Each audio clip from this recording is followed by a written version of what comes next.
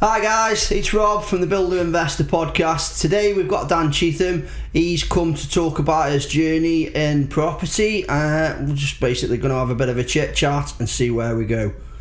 Thanks for having me on.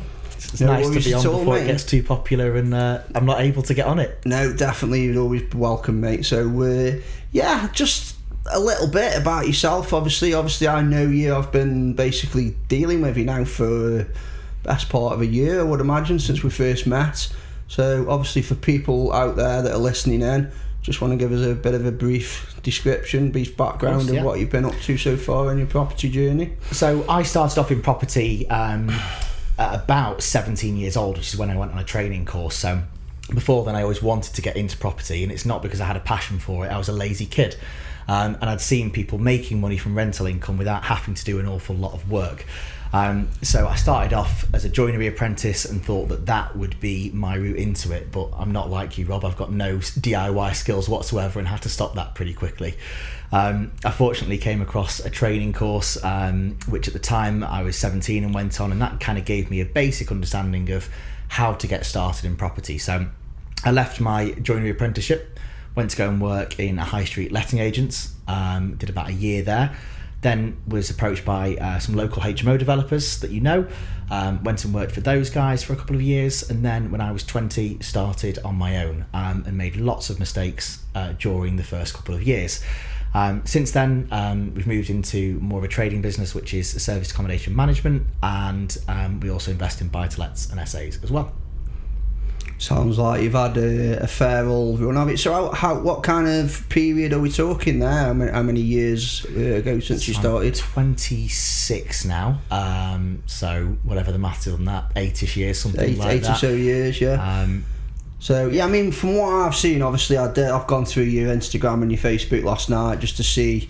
Obviously, I know quite a bit about you because I know you, but just to see where you were, obviously before I met you. So, and you seem to have had quite a varied past within property. I've seen that you actually, which was quite news to me actually, that you started in rent to rent. That was how you got going. So what are your opinions on rent to rent nowadays with the whole, using the correct mortgage, having the right facility in place, and that bit of a grey area that quite a lot of people are not doing it correctly? Yeah, so there's kind of two parts to this, I suppose. When I started, I had a good understanding of lettings and asset management, so it made sense for me to turn the management into something slightly more profitable when I didn't have the capital to start purchasing on my own. So for a couple of years, I managed about 150 HMO rooms for companies and for myself as well as a part of that rent-to-HMO portfolio. I really enjoyed the income that it produced, but got to a point where I really struggled with the tenant management of it. I just at the coalface of it far too much and needed a way out, really. And that's where I got into rent to SA. But with rent to HMO, that was always something that was quite successful for me. I was able to pick up rents very, very cheaply. So I remember the first rent to HMO I took on, I think I was 17, 18 years old. I was paying £350 a month for a 3-bed house, and the landlord put most of the money in. So would you say it was slightly easier back then as a model? Much easier back then, yeah. I've still got a couple on very cheap contracts that I'd taken very long leases out on, sort of £400-500 a month. And they've been very good to me over the last couple of years. Rent to HMO was very successful for me. More recently, I have taken on some rent to SA contracts. Most of our business is management. A small part of it is service accommodation purchasing. And again, a smaller part of that is the rent to SA. And that's more challenging now. The rents that we're paying are anywhere from £750 through to £950 a month. And the rents and rates that we're charging on a nightly rate haven't increased that much, so the margins are slimmer, but it is still viable for us.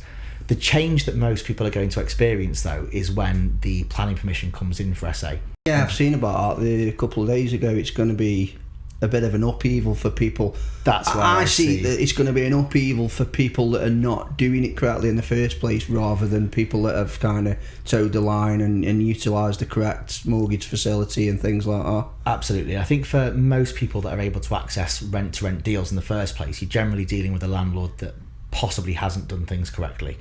So whether they're on a HMO product or buy-to-let product, whatever it might well be, you're often there providing them with a solution to a headache. And generally people that have these headaches, they might not have done things entirely correctly in the first place. Right. So no, rent to rent generally isn't that legitimate in terms of the mortgage element of it.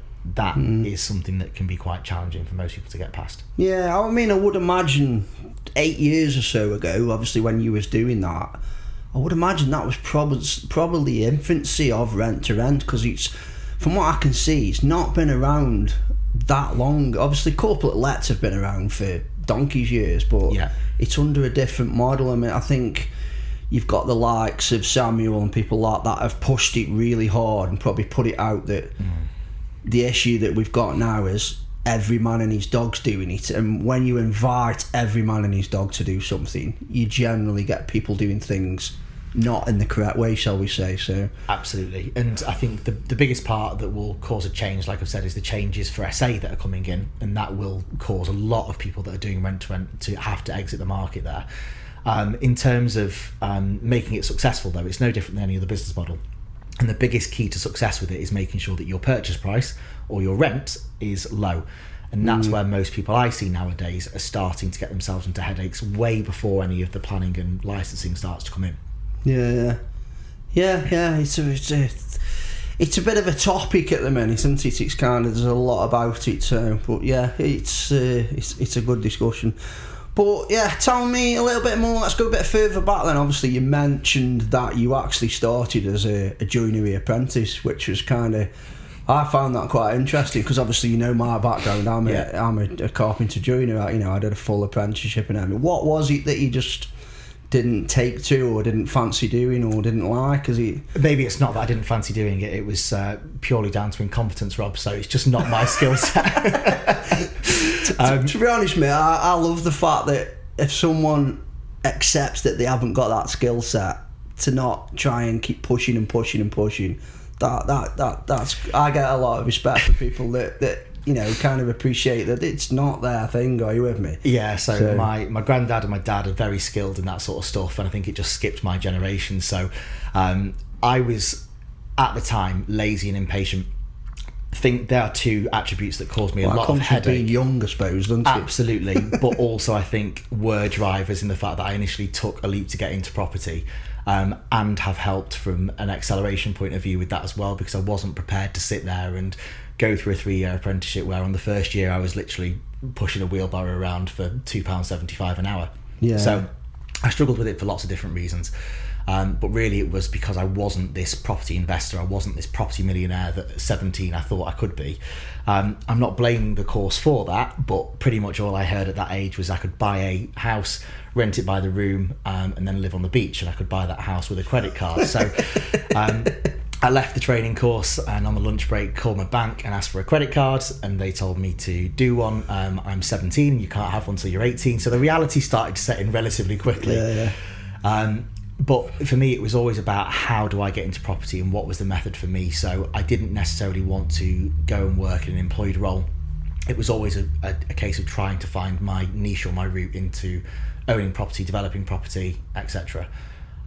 So when the joinery wasn't the career of my choice, that's when I moved into lettings for a year. Yeah, I mean, that's brilliant, because you kind of identify, they always tell you on any training course you go on, the first thing you need to think about or get in your own head is what you actually want. What is it you want? Where do you want to be? And ultimately then put like actions in place to get there. Yeah. And that's what you've done. So, you know what I mean? No one can knock that one little bit. The fact that you didn't fancy pushing a wheelbarrow, to be honest, I've done that for a long time, and I can't blame you one little bit. Are you with me? The only reason I'm sat here now with you and doing property myself, and granted a lot later than you did, was for the same reason, basically. I've pushed a bar around, lifted bricks, knocked nails in for 30 years, and it's not easy. No, not at all. I mean? I And really at the respect end of the anyone day, that can you're do trading your time for money, like we're always told. So, and there's a limit to how much you can earn by trading your time for money. So that is true, but it is quite emasculating when you actually can't do it. I wouldn't worry one little bit, mate. I've seen plenty of people that say they can do it that can't do it. So someone to just hold their hands up and go, do you know what? I'm going to go and do something else because something that's more appealing to me. Because let's face it, if you've not got a passion for what you're doing, you're not going to do it wholeheartedly. You're not going to put everything you've got into it. So there is an argument for why even bother trying to do it in the first place if you don't want to do it. So. And the passion's a really interesting topic. I'd seen a quote that I won't try and quote now, but it essentially led to the fact that you don't know your passion until you've tried. So for me, property, I can't say was ever a passion of mine when I started out. It was just a vehicle to get me to where I wanted to be. And actually, where I thought I wanted to be is very different to what I want now. But really, it's become such a passion for me because I've become relatively competent at it. And that's where the passion comes from now. It becomes... it's coming from a place of being able to be creative, challenged, every day is different. There's lots of variety involved in this. And you create some great results for lots of different people through property. And that's how it's translated to become a passion of mine. Brilliant, mate. Absolutely stunning. So, obviously, you went through your apprenticeship, did a little bit of that. You've come out, you've done some rent-to-rent.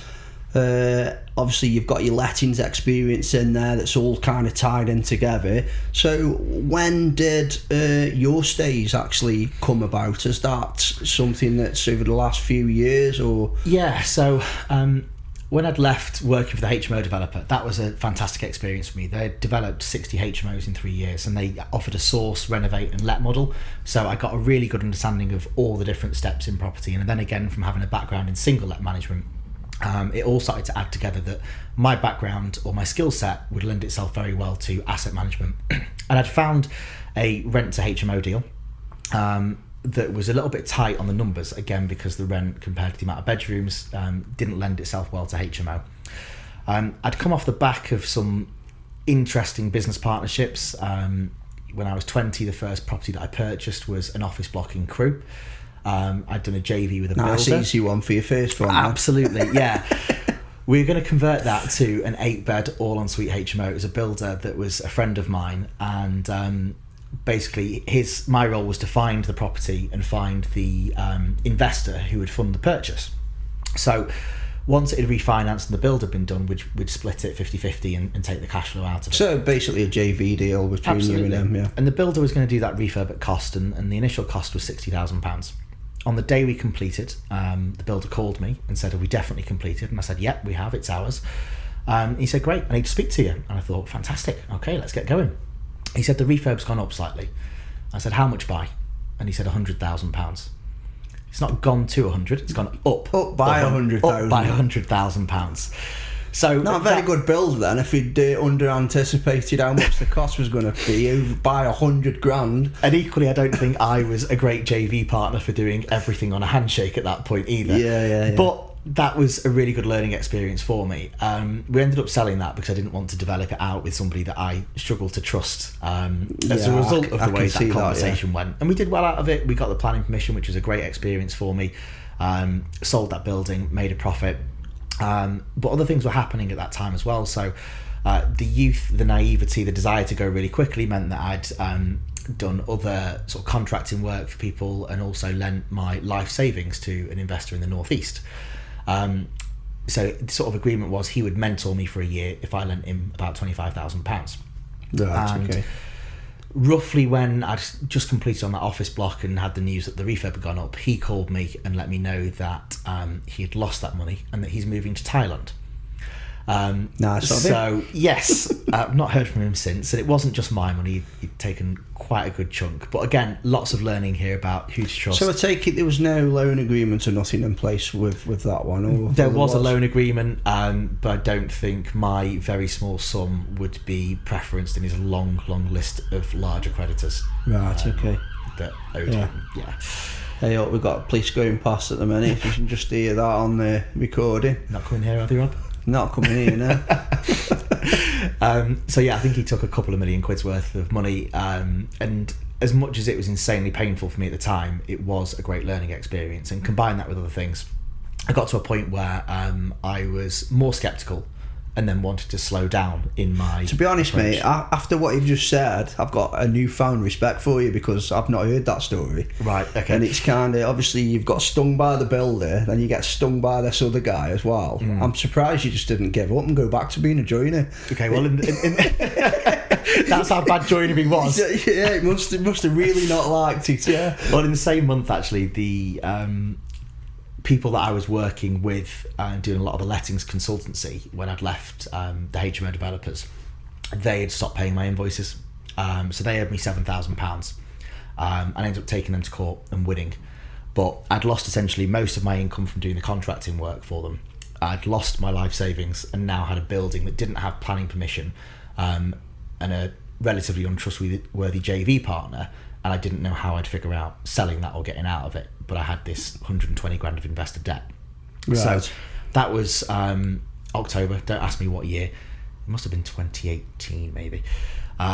And that was just incredibly painful, that period. You know, I'd made enough mistakes there, trusting the wrong people, being very naive, youthful, hungry, and just wanting to get going. And again, I think part of what caused that was a lack of focus, wanting to try lots of different things. But really, again, it was because I wanted to be this property developer, this housing provider, as soon as possible. So once that had started to resettle again, I was looking at what had worked well for me, and it was the rent to HMO stuff. It was the rent to rent model that had worked well in the lettings background. And like I say, I found this deal that was okay for HMO, but wasn't going to set the world on fire. So at the time, I'd met my current business partner, Richard, whose background was that he was an A&E doctor, and he had just come off some training courses about service accommodation. And he said, why don't we try and put this place on Airbnb? And I thought to myself, what have I gone and done? I've got myself in a relationship with another numpty here. Why on earth would anyone come and stay in an Airbnb in Stoke? Yeah. And 60 units later, it turns out I'm quite wrong. Yeah, I'm doing very well at it from what I can see. So we were very slow in the first year of getting going. We only took 2 projects on, mainly because I was scarred and just wanted to approach this new model quite slowly. We got to a point where we tested it in different areas, so Stoke, Crewe, and it started to prove that it was going to be very successful. So that's where the management business was born, because a decision was made that we could help more people scale faster, provide a better service. It was a management model rather than a rent-to-rent model. So when was that then, when your stay started? How long has it been going? 2019. 2019. Yeah. So still relatively young as a company, but to scale the way you have done is phenomenal. So really, really good. So let's move on to basically have bits of tips and tricks, basically, because everyone would imagine is going to tune in, is going to know your background in service accommodation. Yeah. And I would say that's probably your specialism as it stands. So give us some tips, some tricks and things that we need to do. If we're going to source a property to be able to put it out as a service accommodation, what should we be looking for? What's the number one priority, followed by a few other little bits maybe? Okay. So number one priority, I think, would be your area. I'm much more of an advocate of internal condition, but make sure you're picking an area that would be desirable for SA, whether that be tourist attractions or whether it be somewhere that is a more popular town that has universities, hospitals, transport links, large employers and things like that. So you need to be thinking, has the area got demand for the types of guests that you'd be looking to host? And then off the back of that, internal condition is always the most important factor for service accommodation for me. So making sure that your property looks great from the inside and therefore will sell on multiple online travel agents like Airbnb and Booking.com to multiple different guests. You've got to bear in mind that you're not selling this property to one tenant every 6 or 12 months. You're selling this to multiple different people over the course of the month. So making sure it stands out, making sure that it's comfortable and people enjoy it is really key. But when you look at area, if we can use Stoke as an example, I hope that people will understand this. There's lots of different areas in Stoke. So, for example, Newcastle-under-Lyme, Hanley, Stoke-on-Trent. That is, they're different towns within an area, but actually picking a property within any of those towns is going to yield similar results, because people, let's say, imagine you're travelling from a considerable distance away, an hour and a half travel, you don't necessarily know that Stoke is comprised of many towns. You just need to be closer to your destination. Yeah. So that's where the internal condition makes the biggest difference. And lastly, I would say make sure that it's a property deal. Firstly, so whether that be that it stacks up as a buy-to-let, whether it works for your personal criteria, and then can we look at maximising your income by utilising the property as service accommodation. Yeah. So having a back full, basically. So if the service accommodation route doesn't work, it always works as some other kind of exit, maybe a buy-to-let or a HMO or whatever, depending on the size of the building, I would imagine. Yeah, I think that's the case, because it's always down with property or any business. You know, your purchase price, your cost of your refurb, what that property will be worth, are key important parts to making sure that your and the multiple exit strategies, it's a given that you need to do that anyway. You know, you need to kind of make sure that any deal that you're going to basically move forward with has got a fallback, it's got multiple exit strategies. So yeah, I kind of get that totally, 100%. Yeah. So yeah, with the serviced accommodation then, obviously I'm in construction and I have utilised it quite a bit throughout the country when we've been working away or when we've sent lads around. And one thing I've noticed as well is the bigger properties always seem to fill up the quickest, which has kind of baffled me a little bit, because the bigger properties, you need more people to fill them. Yes. Is it a case of, obviously if you divide that figure, whatever it is, to charge out by 5 bedrooms, it's obviously cheaper for someone. So yeah, is it just a contractor thing? No, a large factor, whether it be contractors who are given a budget by their employers or whoever they're contracting for, or whether it be families, is the price per person per night, and that's comparatively how you benchmark where you're going to stay. So if a hotel is £50 per person, but if you were to go and stay in a 5-bed property that equates to £20 per person per night, you're more likely to preference staying in the cheaper accommodation. And the more guests that it can sleep, the cheaper it will comparatively be per person at that point as well. Yeah, and would you say, obviously, you've just mentioned about the state of the property, how it looks, what it looks like in pictures and things like that. Do you think that still has a bearing on contracted kind of properties where they're just literally looking for somewhere to put absolutely. their head down and park the van? And no, I don't think there's many of you lot that are just looking for a place to put their head down. You're all quite fancy nowadays. You want somewhere that's a little bit nicer. A bit of luxury. Yeah, absolutely. We're seeing that. Well, this is it. Was just a Premier Inn nowadays. They're quite nice inside, aren't they? Absolutely. You know what I mean? You don't come across many hotels no more like you did, like probably in the 90s, where you're like, I'm not sleeping in that bed. Absolutely. Yeah. So no, I think it's like anything, isn't it? You know, when you started off with buy-to-lets, I remember my grandparents had buy-to-lets and they still think that swirly carpets and a half-fitted kitchen's acceptable. Comparatively, look at the standard of buy-to-let that you're doing. The industry standard just changed time, doesn't it? And you know, we've seen that with HMOs. Our last guest, Lottie, we were talking about HMOs and basically how they've gone from like basically a bed sit with a sink up the corner of the room to like luxury hotels nowadays. Yeah, absolutely. And is it going too far? You know, where's the limit? Where do we draw it? And coming back to the actual maintenance aspect, it's kind of, your turnaround on a property isn't once every 12 months, like you say. No. It could be once every week.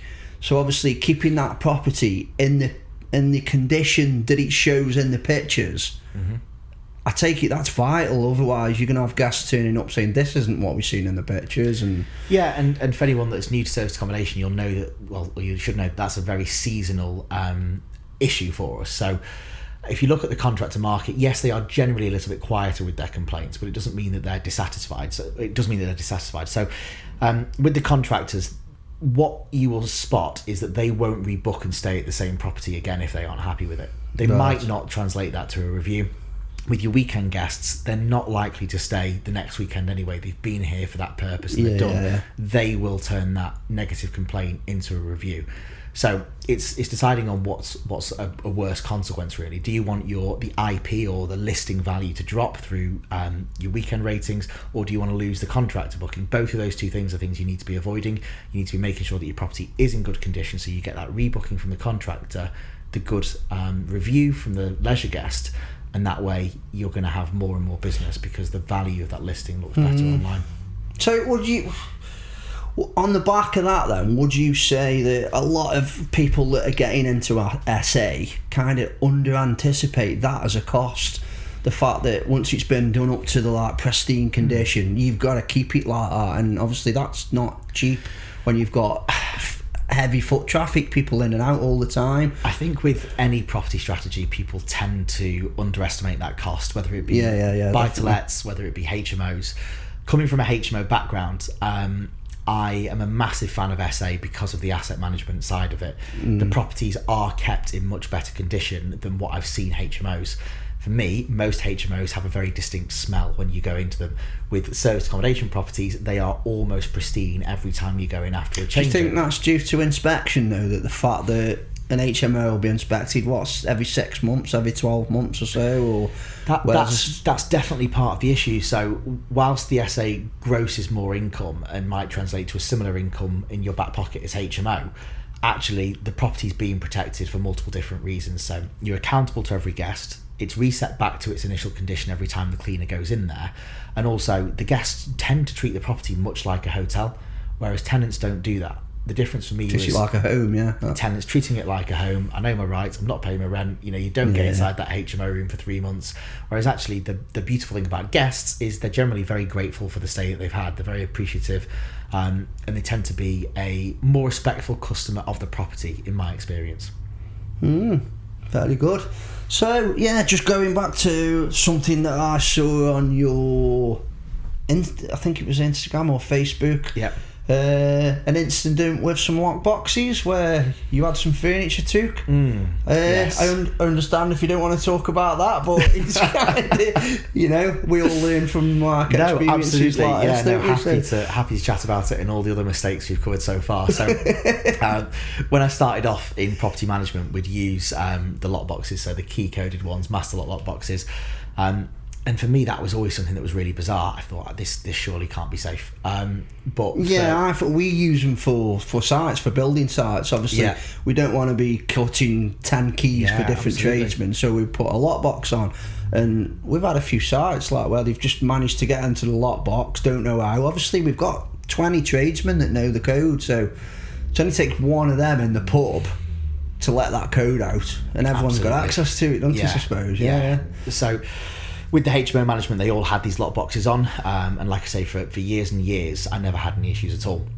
And again, then for a couple of years with SA, probably 3 years for SA, we didn't have any issues either. And that meant that we probably got a little bit complacent with how frequently we changed the code. So we're probably doing it on a bi-monthly basis rather than a much more regular basis that we do it now. So it's very difficult to change your key code, just being very real, every time a guest leaves, because you might have a guest that leaves on a Monday morning and another guest that comes in on a Monday afternoon. And you've got to time your check-in, arrival details and all sorts of things pretty strategically if you're going to go and do the changes. So we'd not changed the codes over on this property. It was vacant, and somehow somebody managed to get into them. Now, I'm still not entirely at the bottom of this, but there was a spate of burglaries in Stoke, which another operator fortunately managed to catch them, and I think they're serving a 3-year sentence for burglary. Quite a few properties, but really they'd taken a code from one of our properties, whether it was left open by a guest, cleaner, I'll never know. They then must have gone and tried almost all of our properties in Stoke, and it's very easy to do because they just looked on the online travel agents, Airbnb, where they are, gone outside, tried the codes, and 3 of the codes over the properties were the same, and they took everything from the property. So we had a phone call off one of the neighbours saying that somebody carried all of the furniture out in the middle of the night, and they carried all of the furniture out. It was teaspoons, Wi-Fi routers, curtains, curtain poles, everything basically. The lot, you name it. Gets insane. So that for us was essentially neglect on our side. For me, the priority was trying to find out who, how, like you said, we've got over 80 housekeepers that might have access to these lock boxes. There's lots of people that will have access to this information. So I went on a little bit of a guilty until proven innocent rampage to try and find out who had done it. That night we changed all of the lock boxes over at our properties, and it turns out it wasn't an internal leak, it was somebody external outside of the business that had done it. But because we hadn't been diligent enough in changing those codes over, I saw that as our error, not something that our landlords should be penalised by. So we paid for all of the furniture replacement across 3 properties, which was very expensive. Yeah, I can imagine. So how have you combated that now? Is it just a case of making sure those codes are changed a lot more regularly?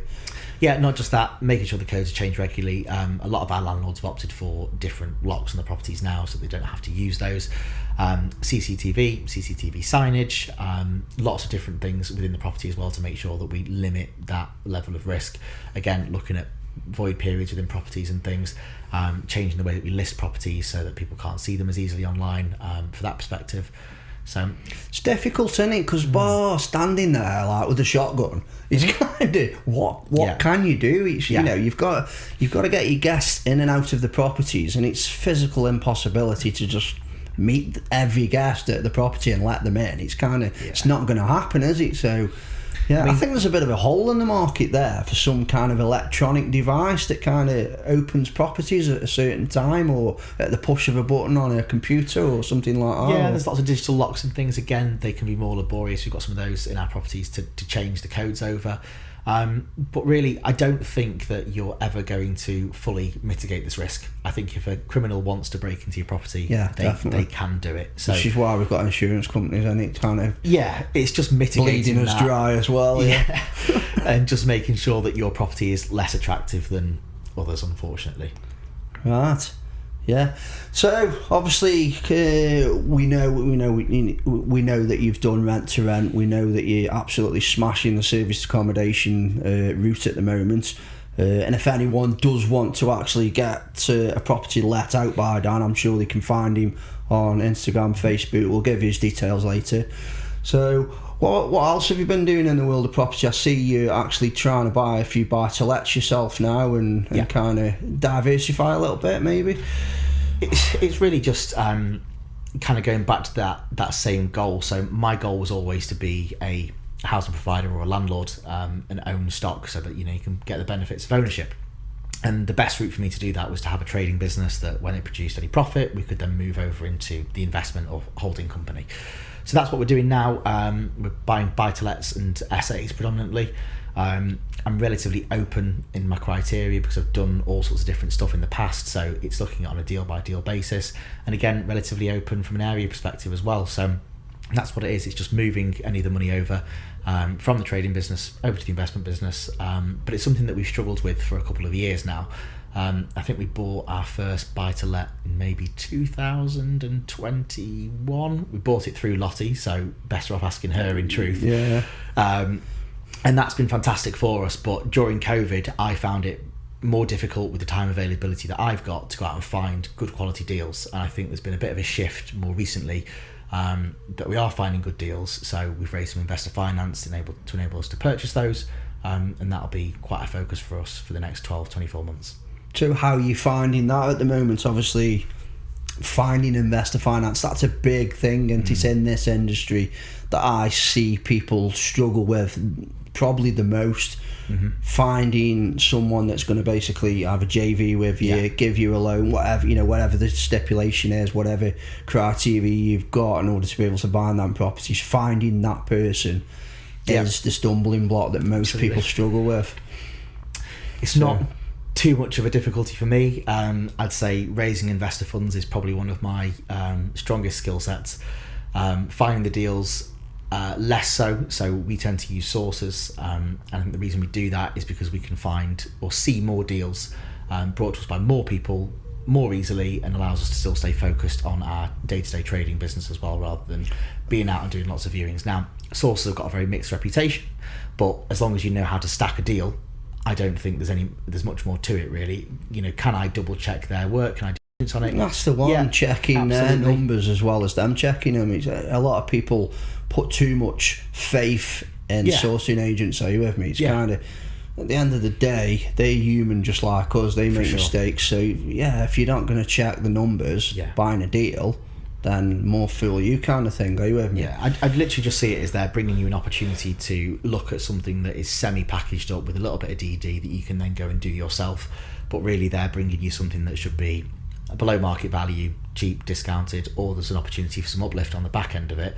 And that's what we want to see. We can then go and choose whether we buy to let it, SA it, flip it, whatever it might well be after that point. But again, I'd rather spend that time on the trading business or raising the finance and, you know, working with great sources to bring us the opportunities. Yeah. And then obviously going back to the, you know, raising finance thing, would you say that the business that you've now created, which is basically the business that you use to create the capital in order to put into property, would you say the people that you've met or, you know, been in leagues with kind of within that business has helped you raise finance because of the kind of people that you're dealing with who own property already? Are you with me?